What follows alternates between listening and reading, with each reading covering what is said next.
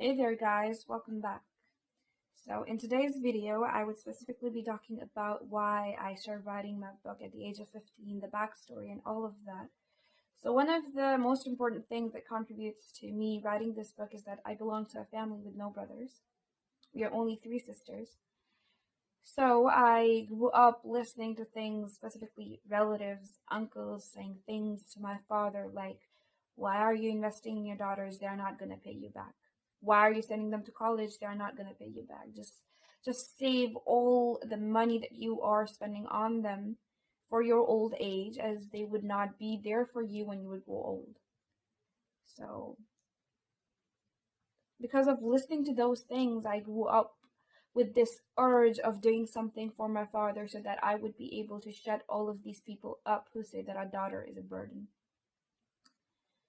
And the only way for me to do that was to either be a doctor or an engineer or a pilot or a lawyer, because this is what successful people do. This is what successful people are. If you're doing anything else, it means that you are not successful. You're just average. And I was a bright student. My whole life I stood first in every single grade, in every single semester. And getting marks was not difficult. It was easy. I was never the kind of textbook nerd who would just be indulged in the books and would not have any sort of social life. I was an all-rounder student. I would participate in co-curricular activities, and I would also perform my best in academic activities. So it was going well. I was getting good grades, and everybody was saying, you're going to be a doctor. And I was like, okay, I'm going to be a doctor. It was not like I had some kind of interest in becoming a doctor. I did not. But being a doctor means that you're successful, so that is why I was saying that I want to be a doctor. And then I was in 9th grade. And if you're a Pakistani, you would know that 9th grade is the first time in a student's life, and you do not only participate with the children, with the kids, with the students of your school, but the students of the whole district. So anyone who gets the top board position, it means that your way to university is completely clear. And I belong to a middle-class family, so I had to get scholarship to go to a medical university. So I said, like, okay, I'm going to get the top board position. I was always a conceptual student, and I would never spend hours on my studies. I would not. But in that time, in 9th grade, I said, like, I'm going to get it. I'm going to do it. I would get that top board position because I am intelligent and my intelligence depends upon marks. I need marks to be successful. If you are intelligent, you get marks. If you're average, you do not get marks. This was my thinking, unfortunately. So I started to study like there was no tomorrow. I used to study, I'm not exaggerating, for 16 to 17 hours a day for 5 months straight prior to my exams. I used to wake up at 7:45. You might be expecting I would say 5. No. I would wake up at 7:45 and my school timing was 8. In 15 minutes I would get ready and I would go to school. And then I would not attend the assembly. Assembly usually takes 15 to 20 minutes. And I would not attend assembly to save those 15 to 20 minutes, and I would hide in some classroom with a textbook in my hands and I would study. The breaks, the 5-minute breaks in between lectures, I would not even waste those few minutes. I would still study. The off timing was 1:45, and my rickshaw used to come at 2 to pick me up. So in those 15 minutes, even in those 15 minutes, I would study. At 2, I would come back home and I would not eat anything. I skipped lunch, I skipped breakfast. I would not eat anything. I would just make myself a cup of tea and I would go to my room, lock myself up, and I would start to study. Okay, so from 2:30, I would start studying. My tuition timing was 5 o'clock, and I talked to my teacher and said, like, I want to come to tuition at 7. And she was like, okay. So I would, from 2:30 to 6:30, I would study. At 6:30, I would eat something and I would go to tuition.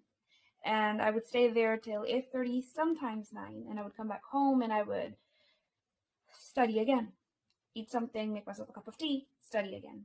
and I would study till 1 a.m. in the morning, 2 a.m. in the morning, and in those 4 to 5 months, I not even once got enough sleep.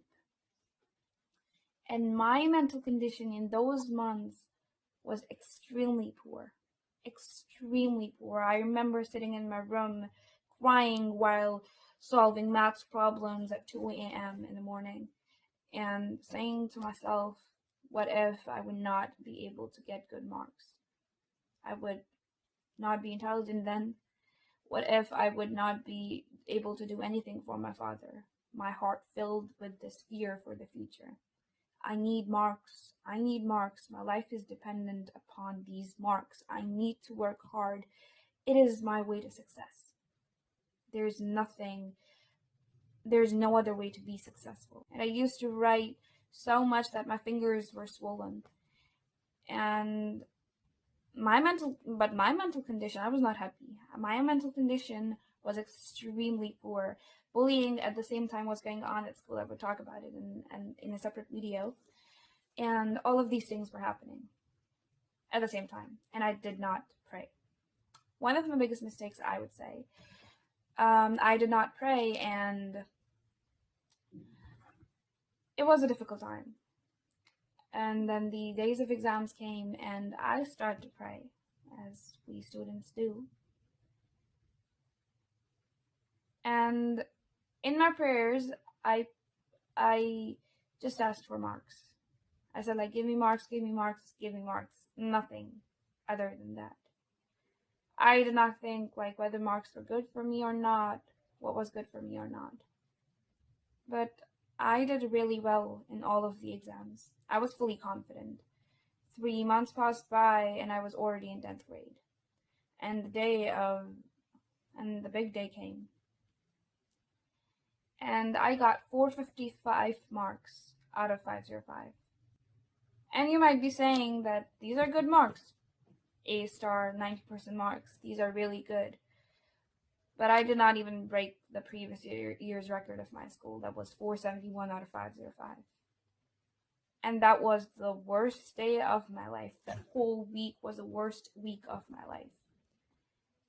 And I was naive. I did not have anyone to tell me that this is not the end of the world. If you are not getting marks, that's okay. That's completely fine. You would be successful if you want to. There would be any other way. And my mental condition went worse day by day.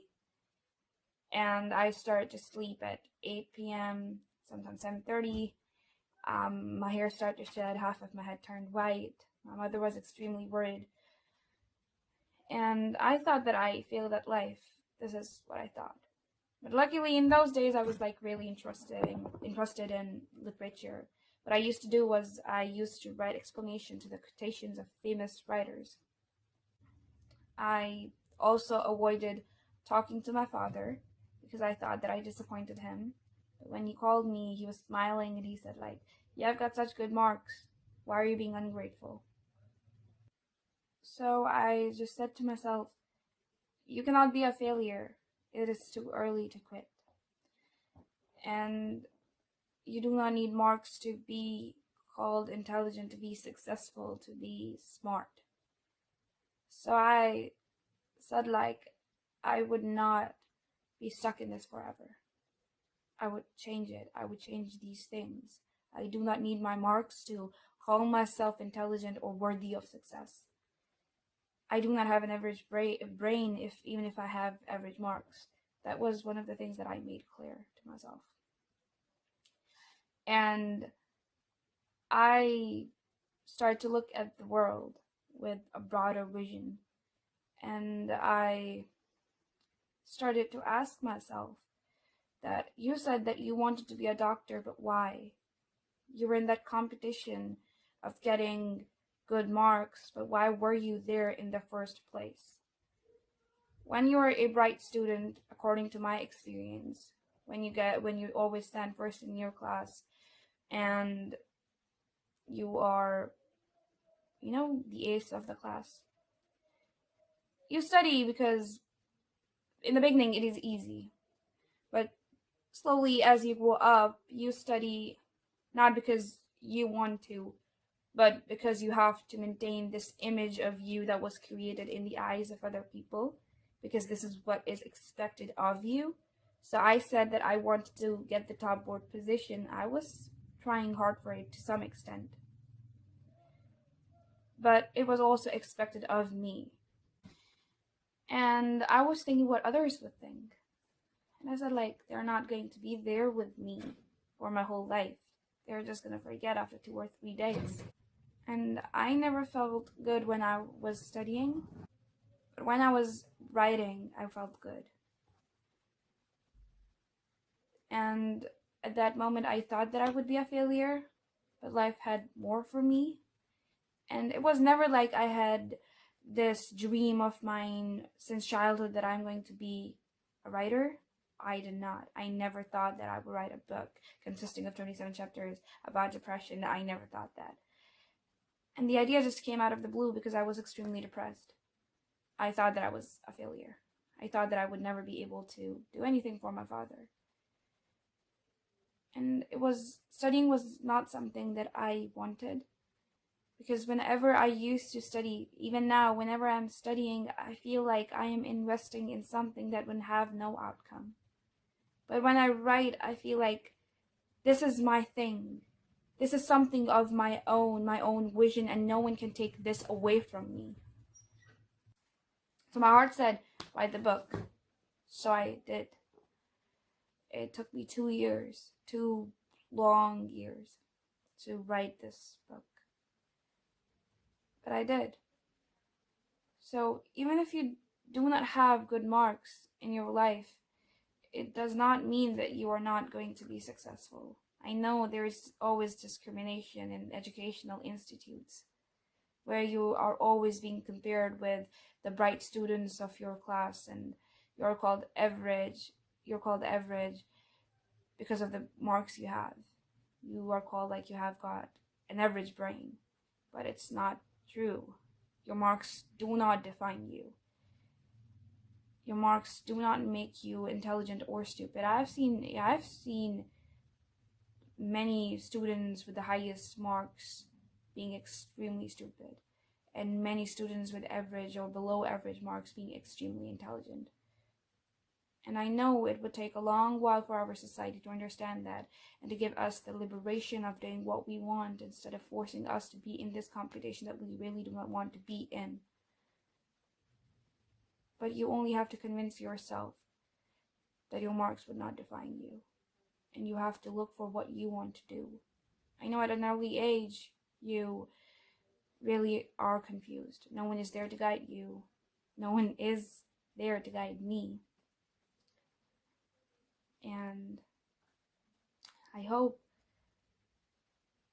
that I would be able to become someone for you that I needed when I was young. And yeah, that's it.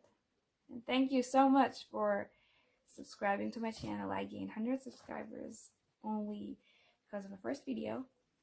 And yes, comment your thoughts. What do you think? Am I saying right? Am I right or not? What do you think? If you're an intelligent student, share your thoughts. What do you think?